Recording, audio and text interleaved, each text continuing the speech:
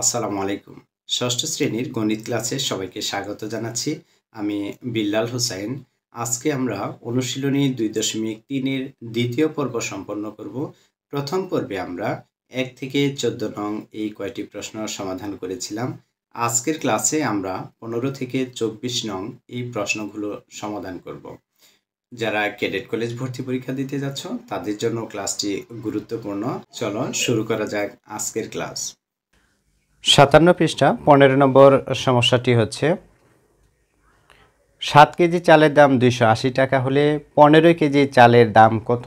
আমরা সমস্যাটি ঐকিক নিয়মে সমাধান করব। প্রথমে লিখে নেব 7 কেজি চালের দাম, প্রশ্নে রয়েছে 280 টাকা। 7 কেজি চালের দাম 280 টাকা, এটার ভিত্তিতে আমরা প্রথমে 1 কেজি চালের দাম লিখব। 7 কেজি চালের দামের চেয়ে 1 কেজি চালের দাম যেহেতু কম, এই জন্য অবশ্যই এটি 280কে 7 দ্বারা ভাগ করতে হবে। আমরা উপরে নিচে ভাগ লিখলাম। প্রশ্নে দেওয়া আছে 15 কেজি চালের দাম কত? তাহলে আমরা এখন লিখব 15 কেজি চালের দাম। 1 কেজি চালের দাম আছে এইটুকু, তাহলে 15 কেজি চালের দাম 1 কেজি চালের দামকে 15 দ্বারা গুণ করতে হবে। তাহলে 280 ভাগ 7 হলে 1 কেজি চালের দাম গুণ 15, তাহলে আমরা 15 কেজি চালের দাম পেয়ে যাব। এবার ভাগ আকারে আছে, আমরা ভাগ করে নিব। তাহলে এখানে 7 দিয়ে যদি আমি 28কে ভাগ করি, 4 7 28, এখানে একটা শূন্য আছে, শূন্য থাকবে। এবার আমরা গুণ করব 40 আর 15, 4 15 হচ্ছে 60, আর একটি শূন্য আছে এখানে 600, তাহলে 600 টাকা। উত্তর 15 কেজি চালের দাম হচ্ছে 600 টাকা।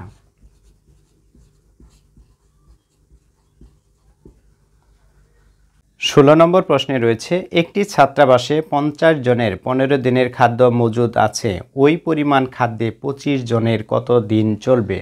ছাত্রাবাসের ইংরেজি হচ্ছে হোস্টেল, অর্থাৎ একটি হোস্টেলে এমন পরিমাণ খাবার আছে যে খাবারগুলো যদি 50 জনে খায় তাহলে 15 দিন যাবে, 25 জনে খাইলে এটি কত দিন চলবে, এটি মূলত প্রশ্নে বলা হয়েছে। তাহলে আমরা প্রথমেই ঐকিক নিয়মে এটিও সম্পন্ন করব। প্রথমেই লিখব 50 জনের খাদ্য আছে 15 দিনের।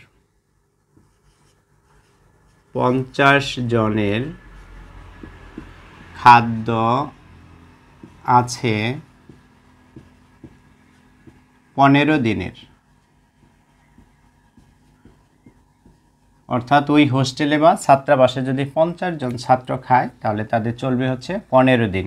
এখন যদি একজন ছাত্র খাদ্য গ্রহণ করে, তাহলে এই টোটাল খাদ্যটা যদি একজনে বসে বসে খায় তাহলে কি এই 15 দিনে শেষ করতে পারবে? 50 জনের খাদ্য ইম্পসিবল, শেষ করতে পারবে না। সে একজনে খাইলে এটি অনেক দিন খেতে পারবে। এই জন্য যেটা করতে হবে, তাহলে এখানে হচ্ছে এই যে 15 দিন আছে, 15 দিনের সাথে এই 50 জন ছাত্র এটা গুণ করতে হবে। তাহলে একজন ছাত্রের খাদ্য আছে, সে অনেক দিন খেতে পারবে, এই জন্য আমরা এটা গুণ করেছি, দিনের সাথে এই ছাত্রের সংখ্যা দ্বারা গুণ করেছি। একজন ছাত্র যদি খায় তাহলে এত দিন, অর্থাৎ অনেক দিন খেতে পারে। কিন্তু 25 জন ছাত্র যদি খাবার খায় তাহলে এই যে একজন ছাত্র যা খাবে, যত দিনের খাবার আছে, তাহলে দিনের সংখ্যা কমে আসবে। এই জন্য আমরা এবার উপরে যা আছে তাই লিখব, লিখে 25 জন ছাত্র এই 25 দ্বারা ভাগ করব দিনের। তাহলে ভাগ করলে কত পাচ্ছি আমরা? 25 একবার যায়, 25 দুগুণে 50 দুইবার যায়। এবার গুণ করব 15 আর 2, 15 দুগুণে 30 দিনের। অর্থাৎ 25 জন ছাত্র যদি ওই খাবারগুলো খায়, সেক্ষেত্রে তাদের 30 দিন এই খাদ্যগুলো খেতে পারবে। তাহলে উত্তর 30 দিন।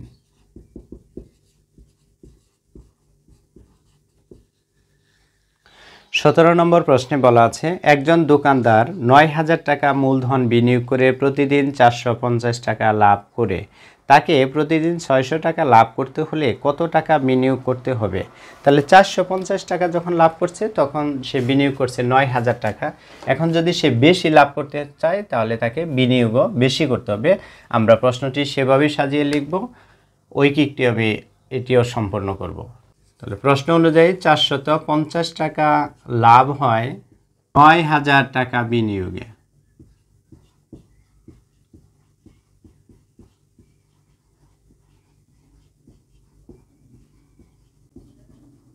তাহলে আমরা যদি লাভের পরিমাণ কমাইতে চাই সেক্ষেত্রে কিন্তু বিনিয়োগও কম করতে হবে, অর্থাৎ ১ টাকা লাভ হয় তখন বিনিয়োগের পরিমাণ কম হয়ে যাবে। তাহলে ৯,০০০ ভাগ এখানে আছে ৪৫০, এই ৪৫০ দ্বারা ভাগ করব, এত টাকা বিনিয়োগে। আমাদের প্রশ্ন ছিল প্রতিদিন সে ৬০০ টাকা লাভ করতে চায়, তাহলে লাভ যদি বেশি করতে চায় সেক্ষেত্রে বিনিয়োগের পরিমাণও কী হবে, বেশি হবে। আমরা প্রথমে যা আছে তাই লিখে নিই, ৯,০০০ বাই ৪৫০, তাহলে বিনিয়োগের পরিমাণ বেশি করতে হবে। ৬০০ আছে এখানে, এই ৬০০ দ্বারা গুণ করি, ৬০০ গুণ বেশি করতে হবে। এবার আমরা ভাগ করব, আমি ০ আর ০ কেটে দিলাম। ৪৫ দ্বারা যদি ৯০কে ভাগ করি ২ আসে, এখানে একটা ০ আছে অর্থাৎ ২০। এবার আমরা গুণ করব, ৬ দুগুণে হচ্ছে ১২, ০ আছে এখানে একটা, এখানে দুইটা, তিনটা। তাহলে যদি প্রতিদিন সে দোকানদার যদি ৬০০ টাকা লাভ করতে চায় তাহলে তাকে বিনিয়োগ করতে হবে কত টাকা, ১২,০০০ টাকা। তাহলে উত্তর ১২,০০০ টাকা। ১৮ নম্বর প্রশ্নটিতে রয়েছে ১২০ কেজি চালে ১০ জন লোকের ২৭ দিন চলে, ১০ জন লোকের ৪৫ দিন চলতে হলে কত কেজি চাল প্রয়োজন হবে? তাহলে প্রশ্ন অনুযায়ী যদি আমরা দেখি তাহলে ২৭ দিনে প্রয়োজন হয় কত কেজি চাল, এটা আমরা দেখে নিব। ২৭ দিনে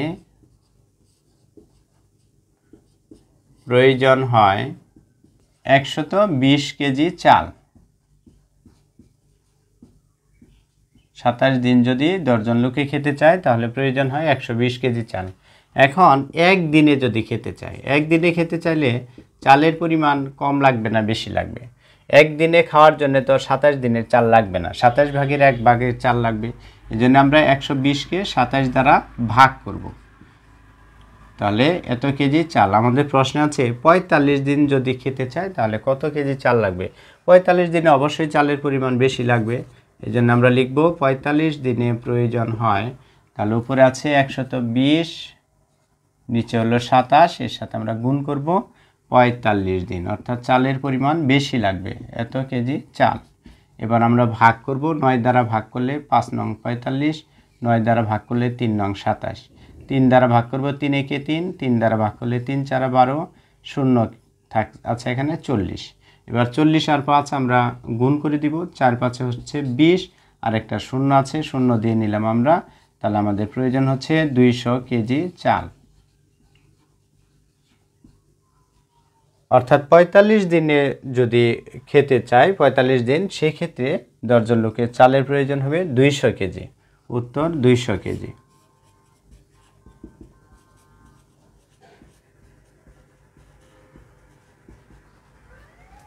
১৯ নম্বর প্রশ্ন হচ্ছে ২ কুইন্টাল চালে ১৫ জন ছাত্রের ৩০ দিন চলে, ওই পরিমাণ চালে ২০ জন ছাত্রের কত দিন চলবে?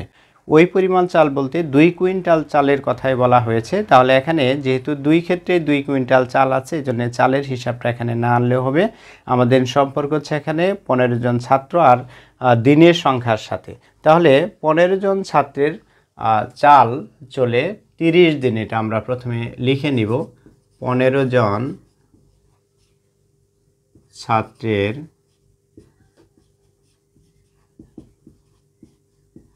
চাল চলে ৩০ দিন। এখানে যদি এই যে ১৫ জনের খাবার আছে ৩০ দিনে খাবে, এটি যদি একজন ছাত্র খাইতে থাকে তাহলে কিন্তু সে অনেক দিন খেতে পারবে। তাহলে এই ক্ষেত্রে দেখা যাচ্ছে যে আমাদের গুণ প্রক্রিয়া সম্পন্ন করতে হবে, অর্থাৎ এখানে ৩০ গুণ ১৫ গুণ। এখানে ১৫ জন ছাত্র যদি খায় তাহলে যেহেতু ৩০ দিন খেতে পারে, একজন ছাত্র খেলে ১৫ জনের খাবার খাবে, সেজন্য সে ১৫ গুণ বেশি দিন খেতে পারবে, আমরা ১৫ গুণ করে দিয়েছি। প্রশ্নে আছে ২০ জন ছাত্র কত দিনে খেতে পারবে বা কত দিন চলে ২০ জন ছাত্রের? তাহলে আমরা লিখব ২০ জন ছাত্রের চাল চলে, তাহলে যদি একজনে খাইলে এত দিন চলে, তাহলে ২০ জনে খাইলে নিশ্চয়ই তাড়াতাড়ি খাবারটি শেষ হবে, এই জন্য ভাগ করতে হবে। উপরে হচ্ছে ৩০ গুণ ১৫, নিচে হবে ২০ দিন। এবার আমরা ভাগ করব। 10 দুগুণে 20, এখানে হচ্ছে 3 দশে 30। 3 আর 15 গুণ করলে আমরা পাচ্ছি 45, নিচে হচ্ছে 2 দিন। এটা আমরা মিশ্র ভগ্নাংশে প্রকাশ করি। তাহলে এখানে যদি আমরা মিশ্র ভগ্নাংশে প্রকাশ করি, 2 দ্বারা 45কে ভাগ করব। 4-এর মধ্যে 2 যাবে 2 বার, 2 দুগুণে 4, এবার 5 নিচে আসবে, 2 বার যায়, 2 দুগুণে 4, তাহলে 1 থাকে এখানে, 1 যাবে উপরে, এখানে হর 2 ছিল, 2 নিচে, তাহলে আসতেছে 22 সমস্ত 2-এর 1 দিন। অর্থাৎ 20 জন ছাত্র খাবারগুলো খাইলে সেক্ষেত্রে 22 সমস্ত 2-এর 1 দিন খেতে পারবে।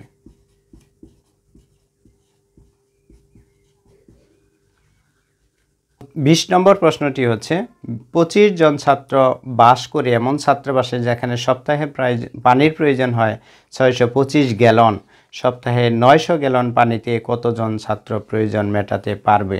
তাহলে আমরা শুরুতেই লিখব 625 গ্যালন পানি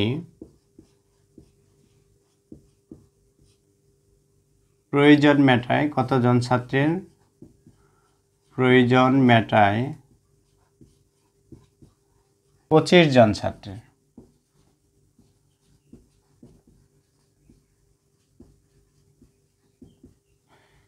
আমরা ঐকিক নিয়মে করছি, অতএব 1 গ্যালন পানি, অর্থাৎ পানির পরিমাণ যদি কমে যায় তাহলে কম ছাত্র কিন্তু প্রয়োজন মেটাতে পারবে, কম ছাত্রের জন্য আমরা এটা 25কে 625 দ্বারা ভাগ করে লিখব। এতজন ছাত্রের, আমাদের প্রশ্নে আছে যদি 900 গ্যালন পানি হয় তাহলে কতজন ছাত্রের প্রয়োজন মেটাতে পারবে? তাহলে আমরা 1 গ্যালনের পরিবর্তে লিখব 900 গ্যালন পানি প্রয়োজন মেটাতে পারে। তাহলে পানির পরিমাণ যেহেতু বেশি, বেশি ছাত্রের প্রয়োজন মেটাতে পারবে, এই জন্য আমরা যে কাজটি করব 900 গুণ করে দেব। 25 দিয়ে ভাগ করলে একবার, 25 দিয়ে ভাগ করলে এখানে যাচ্ছে 25, 50, 125, 25 দিয়ে 625কে ভাগ করলে আমরা পাচ্ছি 25। তাহলে এবার 25 একে 25, 90-এর মধ্যে 25 যায় 3 বার, তাহলে 75, 15, 150, 6 বার যায় 36, অর্থাৎ 36 জন ছাত্রের প্রয়োজন মেটাতে পারবে 900 গ্যালন পানি। উত্তর 36 জন। 21 নম্বর প্রশ্নে রয়েছে 9 জন শ্রমিক একটি কাজ 18 দিনে করতে পারে, ওই কাজ 18 জন শ্রমিক কত দিনে করতে পারবে? তাহলে আমরা ঐকিক নিয়মে সাজিয়ে নিব। 9 জন শ্রমিক একটি কাজ করতে পারে, 9 জন শ্রমিক একটি কাজ করতে পারে, কতদিন সময় লাগবে? 18 দিন।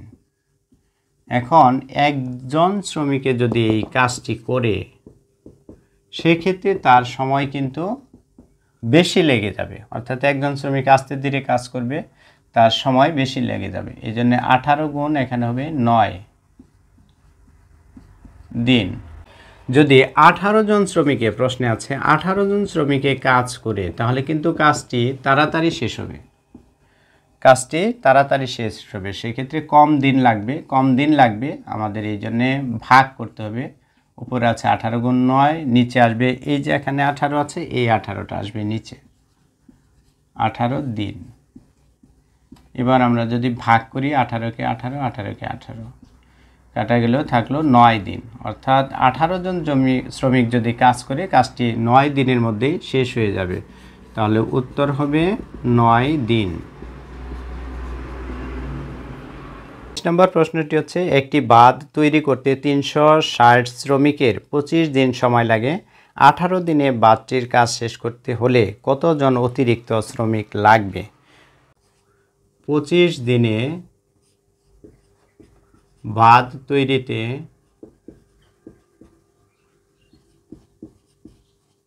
শ্রমিক প্রয়োজন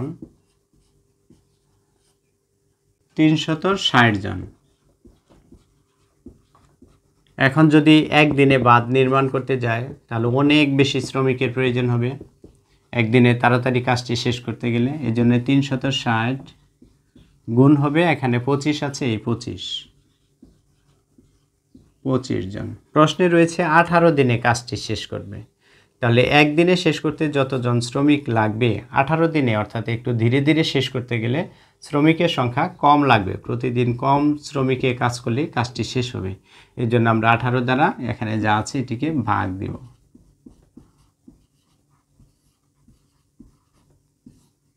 18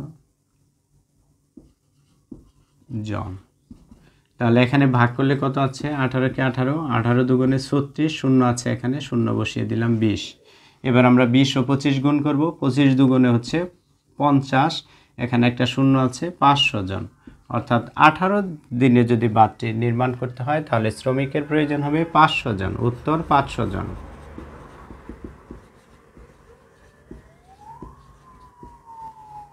নম্বর প্রশ্ন হচ্ছে 25 জন লোক দৈনিক 6 ঘন্টা পরিশ্রম করে একটি কাজ 8 দিনে শেষ করে 10 জন লোক দৈনিক 6 ঘন্টা পরিশ্রম করে কত দিনে কাজটি করতে পারবে?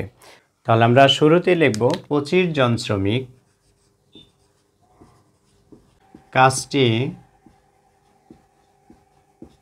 শেষ করতে পারে 8 দিনে। 25 জন শ্রমিক কাজটি শেষ করতে পারে 8 দিনে। তাহলে একজন শ্রমিক কাজটি শেষ করতে পারে, একজন শ্রমিককে কাজ করতে গেলে অবশ্যই দিনের সংখ্যা বেশি লাগবে, এই জন্য 8 গুণ 25 হবে। এখানে আমাদের প্রশ্নে আছে শ্রমিকের সংখ্যা বলা আছে 10 জন। তাহলে 10 জন শ্রমিকে যদি কাজ করে একজন শ্রমিকে যা কাজ করবে তার চেয়ে কম দিনে শেষ করতে পারবে। তাহলে ভাগ দিয়ে দিব আমরা, 8 গুণ 25 আছে, নিচে আসবে 10 দিনে। তাহলে এখানে 5 দুগুণে 10, 5 5 25, 2 4 দুগুণে 8, তাহলে আসতেছে এখানে 4 গুণ 5, কত পেলাম আমরা? 20 দিন। 24 নম্বর প্রশ্নটি হচ্ছে একজন স্কুল ছাত্র প্রতিদিন সাইকেল চালিয়ে 2 ঘন্টায় 10 কিলোমিটার পথ অতিক্রম করে স্কুলে যাওয়া আসা করে, অর্থাৎ একবার যায় একবার আসে। সে 6 দিনে কত কিলোমিটার পথ অতিক্রম করে, তার গতিবেগ কত? আমরা প্রথমে 6 দিনে কত কিলোমিটার পথ অতিক্রম করে এটি বের করব, এরপরে আমরা গতিবেগ বের করব। তাহলে এক দিনে অতিক্রম করে, এটা আমরা লিখে নিই যে এক দিনে অতিক্রম করে, প্রশ্নে রয়েছে 10 কিলোমিটার।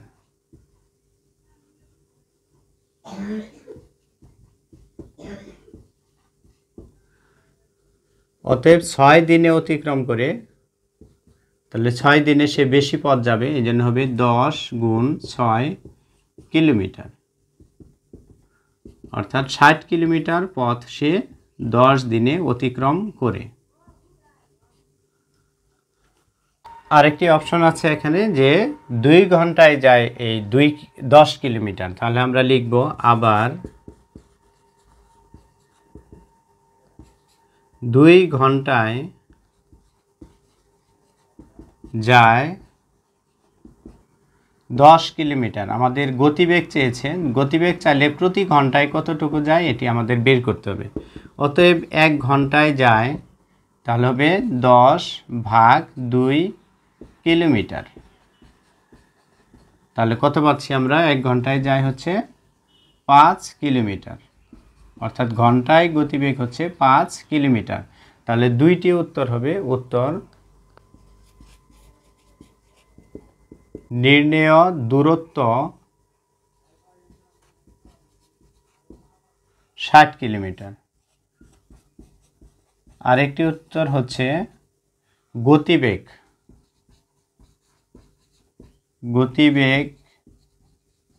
5 কিলোমিটার পার ঘন্টা, তাহলে প্রতি ঘন্টায়।